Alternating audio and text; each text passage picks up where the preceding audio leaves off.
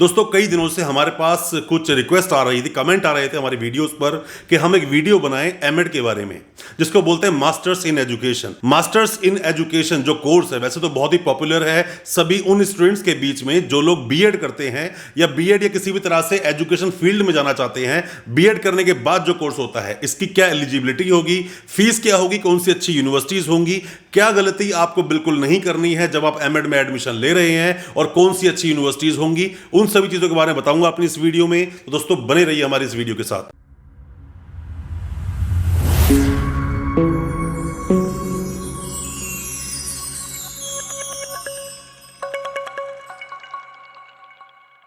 नमस्कार दोस्तों, एक बार फिर स्वागत करता हूं आप सभी का अपने इस YouTube चैनल पर जिसका नाम है यूनिवर्सिटी इंडिया और मेरा नाम है वीरेंद्र वर्मा। जैसा आप सभी जानते हैं हम देश विदेश की यूनिवर्सिटीज, कॉलेजेस, उनके कोर्सेज को एक्सप्लोर एंड रिव्यू करते हैं और आपको बताते हैं सब कुछ जो आप जानना चाहते हैं। दोस्तों जो भी कोई स्टूडेंट चाहता है टीचर बनना, टीचर के फील्ड में, एजुकेशन के फील्ड में अपना नाम कमाना चाहता है, आगे बढ़ना चाहता है एजुकेशन के सेक्टर में, तो वो सबसे पहले जाता है डीएड के लिए। डीएड बीएड करने के बाद में फिर उसका एमएड का नंबर आता है। वैसे तो एमएड देखा जाए तो एक मास्टर्स डिग्री है, साथ साथ ही प्रोफेशनल डिग्री भी है।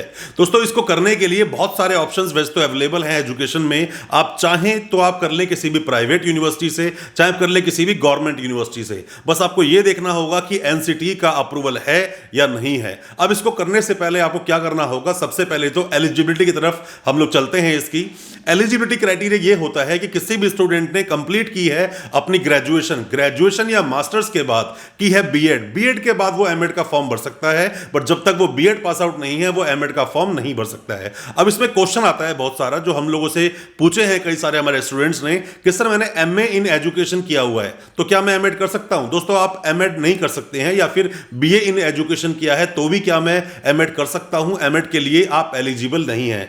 आपको पहले करना होगा बीएड पास आउट होने के बाद में बीएड में आपके मिनिमम 55% मार्क्स होने चाहिए और साथ ही कुछ बातों का और विशेष रूप से ध्यान आपको रखना होगा। जहां से भी आपने बीएड किया है वो खुद अपने आप में एनसीटी अप्रूव्ड यूनिवर्सिटी या एनसीटी अप्रूव्ड कॉलेज होना चाहिए। बहुत सारे स्टूडेंट्स कर लेते हैं बीएड कुछ ऐसी यूनिवर्सिटी से जहां से वो सहूलियत ढूंढते हैं पास होने की, बट बाद में देखते हैं कि वो कॉलेज या वो यूनिवर्सिटी एनसीटी अप्रूव्ड था ही नहीं, एनसीटी का अप्रूवल उसके पास था ही नहीं। फंस जाते हैं स्कैम में और बाद में बोलते हैं एमएड करना है, और एमएड करने के लिए उनको कोई भी कॉलेज या कोई भी यूनिवर्सिटी उसको एडमिशन नहीं देती है। तो इन चीजों का विशेष रूप से ध्यान रखना होगा। अब दोस्तों फीस की बात हम कर लेते हैं। किसी भी गवर्नमेंट यूनिवर्सिटी में जाओगे, अगर एंट्रेंस की बात करें, क्योंकि एलिजिबिलिटी के बाद में जो एडमिशन का प्रोसेस है, कई सारी यूनिवर्सिटीज, कई सारे कॉलेजेस एंट्रेंस के बेस पर भी एडमिशन लेते हैं, बट कई सारी यूनिवर्सिटीज ऐसी भी हैं जिसके अंदर की आप डायरेक्ट वे में एडमिशन ले सकते हैं। आप एमएड करना चाहते हैं, किसी भी तरह से एडमिशन की गाइडेंस चाहते हैं, आप हमसे भी कांटेक्ट कर सकते हैं। कई सारे स्टूडेंट जो एमएड कर रहे हैं हमारे थ्रू अलग अलग यूनिवर्सिटीज में, गवर्नमेंट यूनिवर्सिटी में, प्राइवेट यूनिवर्सिटी में, हम उन्हें टाइम टू टाइम उन्हें गाइड करते रहते हैं किस तरह से वो अपना एमएड कोर्स कंप्लीट करेंगे। अब दोस्तों कुछ यूनिवर्सिटीज देती हैं एंट्रेंस के थ्रू आप जाओगे तो काफी अच्छी प्रोफाइल होती है उन यूनिवर्सिटीज की। सेंट्रल यूनिवर्सिटीज होती हैं, गवर्नमेंट यूनिवर्सिटीज होती हैं, 10,000 20,000 लेकर उनकी 50,000 तक पर ईयर की फीस होती है।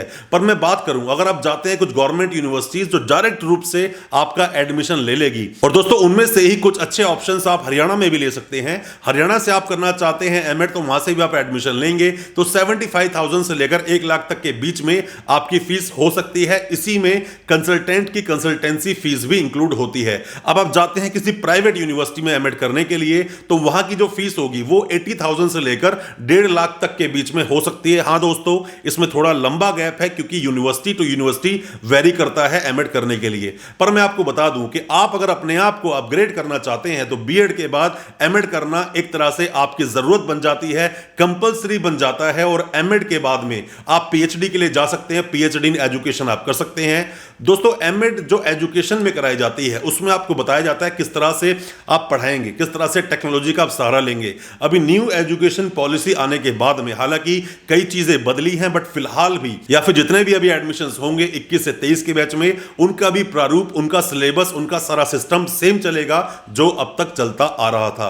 दोस्तों मैं उम्मीद करता हूं जितने भी क्वेश्चंस आप लोगों ने हमसे पूछे थे एमएड के रिलेटेड, एमएड किस तरह से होगी, क्या एलिजिबिलिटी होगी, क्या फीस होगी, और भी बहुत सारे सवाल आप लोगों ने हमसे पूछे थे, उन सभी क्वेश्चंस का जवाब हमने बखूबी दिया होगा। फिर भी कोई भी किसी भी तरह के क्वेश्चंस आपके दिल में अगर हैं तो आप हमें कमेंट बॉक्स में जरूर बताएं, हमें व्हाट्सएप करें, इंस्टाग्राम और फेसबुक पे हमें जरूर जाके फॉलो करें, ताकि छोटी बड़ी इंफॉर्मेशन के लिए जिनके हम वीडियोस लेकर नहीं आते हैं वो सारी इंफॉर्मेशन आपको वहां से आसानी से मिल पाए।